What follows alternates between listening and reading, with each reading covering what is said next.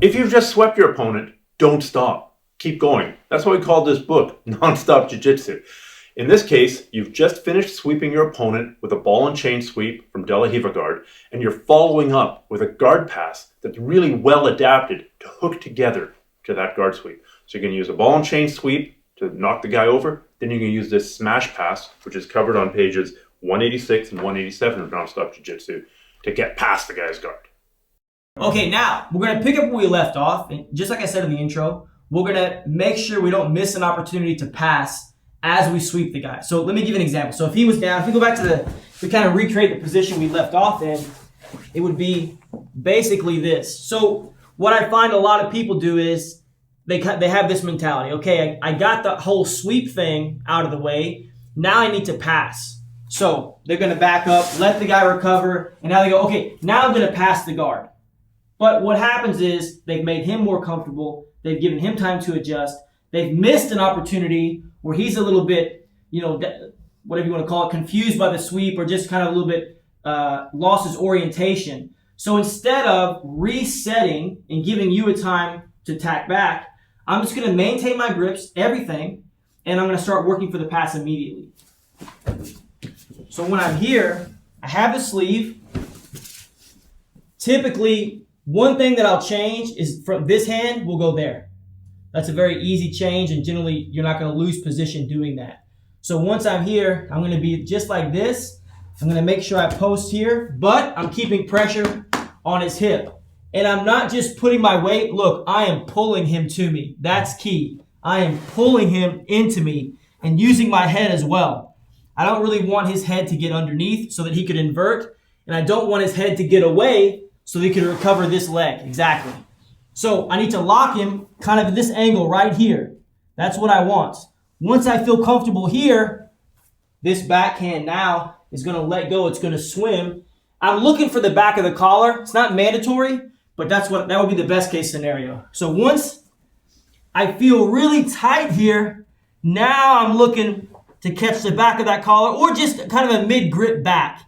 And then once that's set, keeping pressure here, I'm going to catch his pants just like this.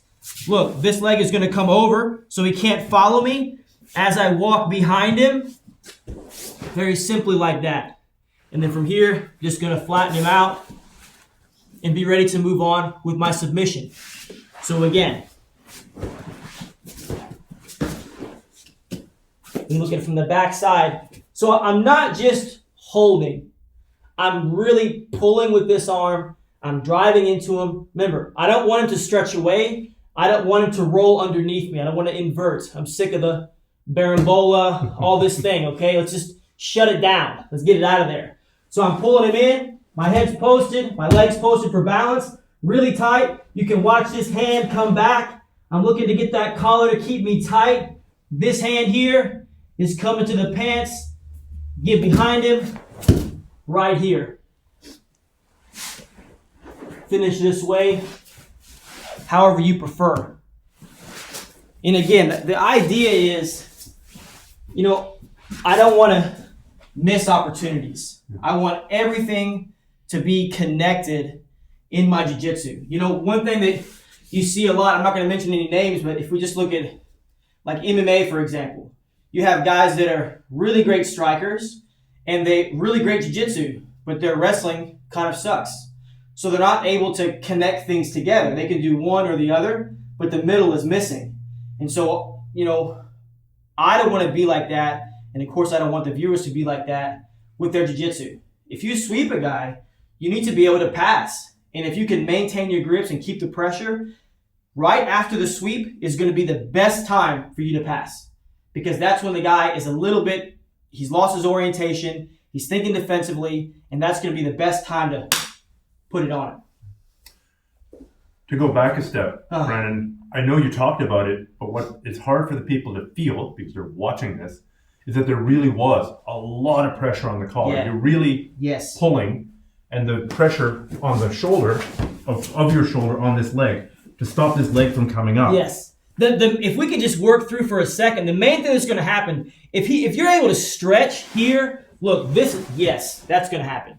Or if I'm loose enough, if I'm loose here, he can start to tuck his head. Yeah, there we go.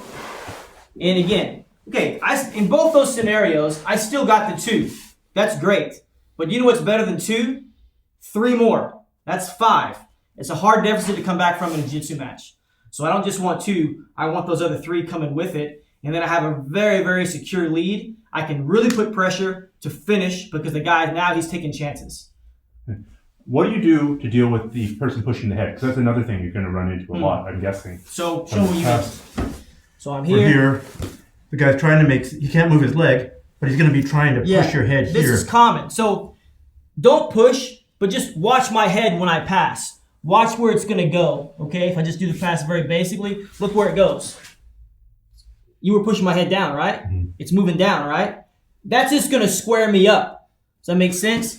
When I want to pass someone's guard, typically when I get to side control, there's going to be a perpendicular position. My head is going to be on the opposite side of my feet, okay? So when I'm here, even though this can be a problem, sometimes it's not, because as he pushes, look, all I'm going to do is just maintain my position here. I may have to speed up and go a little bit faster, and I might end up on his back as opposed to on the side. That's fine. I'll take it every time. So when he pushes like that, in a way, he's going to help me. And also, when I have my grips, I can shut him down a little bit until I'm ready to switch and move to the pass. Okay. Thank you very much. No problem.